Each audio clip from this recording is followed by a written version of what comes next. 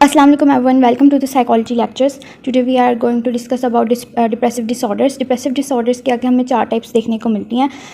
Disruptive mood dysregulation disorder, ठीक है. Major depressive disorder, persistent depressive disorder और pre menstrual dysphoric mood disorder.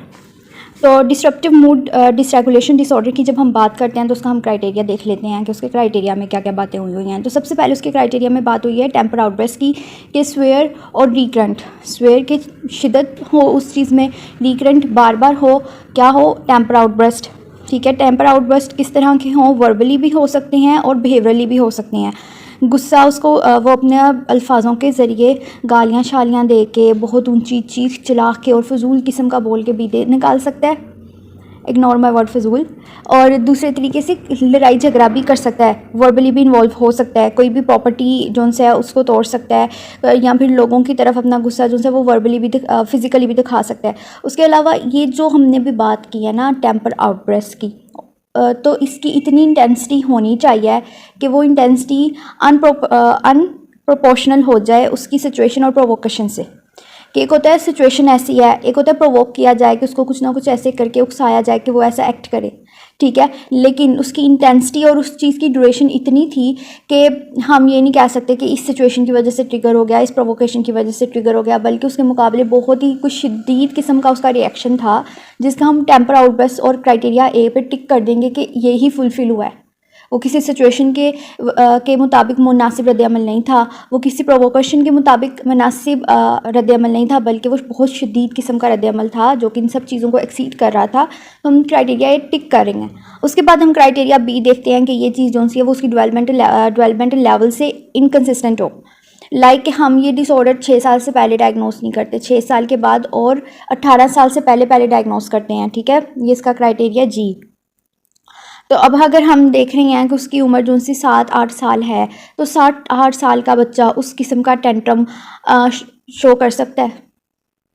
एक 7-8 साल का बच्चा तो ज़्यादा से ज़्यादा रोएगा, शिकायत करेगा, लेकिन फिर भी वो बर्तन शर्तन तोड़ने में आ गया, चीज़ें उठा फेंक रहा है, लोगों को, बड़ों को, छोटों को, हर किसी को मारने में आ गया है, चीख रहा है, चिल्ला रहा है. तो फिर मैं भी हम कहेंगे अच्छा ये बच्चा 8 साल का बच्चा ये नहीं कर सकता, इतना इंटेंस रिएक्शन नहीं दे सकता, ठीक है. उसके बाद हम सी में आते हैं. सी में temper outburst occurs on average 3 और मोर टाइम्स, कि एक हफ्ते में 3 या 3 से ज़्यादा एवरेजली हो जाए, एक हफ्ते में 3 या 3 से ज़्यादा. और ये डायग्नोस हम नहीं करते 12 महीने या 12 के महीने से कम हम ये डायग्नोस नहीं करते. कि 12 महीनों में 12 महीनों में मुसलसल एक ऐसा हफ्ता हमें मिल रहा है जिस हफ्ते में तकरीबन 3 बार वो ऐसा बिहेव कर रहा है, ठीक है. उसके बाद फिर हम एक और चीज़ देखते हैं, वो भी हम डिस्कस कर लेते हैं, यहाँ पे ही है. अब सबसे पहले ई में हम 12 महीनों वाला देख रहे हैं.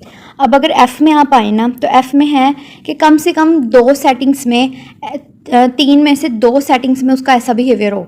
लाइक कि 3 सेटिंग्स हैं, वो ट्यूशन जाता है, स्कूल जाता है और घर में होता है.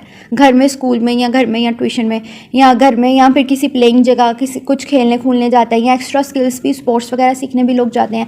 जितने भी उसकी जगहें हैं ना जहाँ पे वो जाता है, उनमें से किसी 2 में तुम उसका ऐसा ही आउटबर्स्ट निकलना चाहिए, ठीक है. स्वेयर इतना होना चाहिए, और 3 नहीं या 2 नहीं, कम से कम 1 में तो इतना स्वेयर रिएक्शन उसका हो ही हो कि जो हम इग्नोर ना कर सकते हों, ठीक है. अब ये हमारा ई भी मैंने आपको समझा दिया. ई क्या मैंने आपको समझाना था वो ये, पहले ई ही देख लेते हैं. ई मैंने आपको ये समझाना था कि ई में हमने पीछे बात की कि एक हफ्ते में तकरीबन 3 बार ऐसा हो ऑन एवरेज, ठीक है. 3 या 3 से ज़्यादा बार हो सकता है, कम नहीं. उसके बाद फिर हम बात करते हैं ई की, ई क्राइटेरिया की. ई क्राइटेरिया में है कि 12 महीने या 12 महीने से ज़्यादा ए से डी का पूरा क्राइटेरिया फुलफ़िल हो रहा हो. डी क्राइटेरिया भी आप देख लें. डी क्राइटेरिया बस इतना सा है कि वो इरिटेबल मूड हो या एंग्री मूड हो तकरीबन रोज़ाना, या फिर जब एक उसका आउटबर्स्ट हुआ है और दूसरे आउटबर्स्ट के दरमियान उसका इरिटेबल मूड रहे और एंगर रहे उसमें, और या फिर वो रोज़ाना या एवरीडे तकरीबन हर वक्त भी वो एंगर हो सकता है, इरिटेबल हो सकता है. अब हम आते हैं वापस क्राइटेरिया ई में. क्राइटेरिया ई कहता है कि ए से डी तक का क्राइटेरिया 12 महीने या 12 महीने से ज़ायद रहना चाहिए, और उस पीरियड में कोई भी ऐसे 3 महीने या 3 महीने से ज़्यादा कंजर्वेटिव मंथ्स नहीं आने चाहिए जब उसको ए से डी का क्राइटेरिया फुलफ़िल ना हो. 12 महीनों में कभी भी ऐसे 3 महीने नहीं आने चाहिए जब उसका ये क्राइटेरिया फुलफ़िल ना हो रहा हो, ठीक है, 12 महीने या 12 महीने में से 3 महीने या 3 महीने से ज़ायद, बार बार रिपीट कर दी मैंने। अब एफ़ तो हम डिस्कस कर चुके हैं कि कम से कम ये 2 सेटिंग्स में या 1 सेटिंग्स में होना लाजिम है, और इतना स्वेयर किस्म का होना चाहिए कि इग्नोर ना हो सके या किसी भी तरह से किसी भी टर्म में वो डिफ़ाइन ना हो सके। उसके बाद हम जी में आते हैं। जी में क्या है कि ये 6 साल से पहले 8 साल के बाद डायग्नोस नहीं हो सकता। उसके बाद जब हम एज में आते हैं, एज कहता है कि हम हिस्ट्री और ऑब्जर्वेशन के ज़रिए ये चीज़ भी देखेंगे कि क्राइटेरिया ए से ई का ऑनसेट, ई जो सा यहाँ पे 12 महीनों वाला ना, क्राइटेरिया ए से ई का ऑनसेट 12 साल से पहले ही हो रहा था, 10 साल से पहले ही हो रहा था। 6 साल के बाद डायग्नोस कर सकते हैं अगर वो 10 साल से भरा आ रहा है, ठीक है। तो फिर हमने ये देखना है कि अच्छा 10 साल से पहले उसका ये क्राइटेरिया फुलफ़िल हो रहा है ए से ई, कि 10 साल से पहले देखना है कि एक साल का वो वाला क्राइटेरिया फुलफ़िल हो रहा है ना। उसके बाद फिर there has never been a distinct period lasting more than 1 day during which the full symptom criteria except duration of for manic और हैपोमैनिक एपिसोड हैव मेट। उसके बाद फिर हम बात करते हैं कि अक्सर हमें ऐसे भी लगेगा, अक्सर ये लोग जिनसे ना सिर्फ एक दिन के लिए ये एपिसोड्स रहेंगे, लेकिन अक्सर ऐसा भी होता है कि फुल क्राइटेरिया मीट कर रहा होता है मैनिक और हैपोमैनिक का एक्सेप्ट ड्यूरेशन, क्योंकि मैनिक हैपोमैनिक की हमने पढ़ी है कि मैनिक की जो सी है वो है 7 दिन और हैपोमैनिक की है 4 दिन, ठीक है। तो जब हम ये ड्यूरेशन जो सी है ये ड्यूरेशन फुलफिल नहीं होती, लेकिन एक दिन के लिए मैनिक और हैपोमैनिक के भी सारे सिम्टम्स जो से हमें उस बच्चे में दिखाई दे रहे हैं या उस डायग्नोस्ड उस पर्सन में दिखाई दे रहे हैं, ठीक है। उसके बाद फिर हम डिस्कस करते हैं नोट में डेवलपमेंटली अप्रोप्रिएट मूड एलिवेशन, के मूड एलिवेट भी कर सकता है। मूड एलिवेट एक पॉजिटिव वे में कर सकता है, लाइक अगर एक बच्चे को खिलौना नया मिलने वाला है, कोई नई चीज़ मिलने वाली है, वो कहीं घूमने जाने वाला है, तो अक्सर बच्चे जो उनसे हैं खुशी में छलांगे मारते हैं, किसी को बताते फिरते चढ़ाते फिरते हैं कि हम ये कर रहे हैं वो, क्योंकि एज डेवलपमेंटल एज अप्रोप्रिएट तो है ना, उसकी डेवलपमेंटल एज ऐसा एक्सप्लेन कर रही है कि इसके साथ के बाकी बच्चे या इसकी उम्र के बाकी बच्चे भी ऐसा कर सकते हैं, तो फिर ठीक है। फिर उसकी मूड एलिवेशन जो सी है हम उसको कोई भी प्रॉब्लमेटिक बिहेवियर नहीं कहेंगे, लेकिन ये मूड एलिवेशन जो सी है मैनिक या मैनिया या हैपोमैनिया की को डिफाइन नहीं करनी चाहिए। उसके बाद फिर हम जे देखते हैं।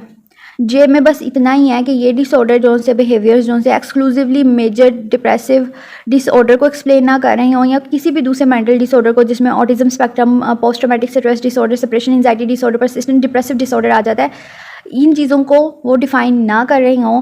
और यहाँ पे फिर एक नोट दिया गया, उस नोट में कहा गया कि intermediate explosive disorder, oppositional different disorder और बाइपोलर डिसऑर्डर के साथ ये कोएग्जिस्ट नहीं करता, बल्कि major depressive disorder, ADHD, conduct disorder, substance use disorder के साथ ये कोएग्जिस्ट कर सकते हैं, के साथ कोमोबिट कर सकता है।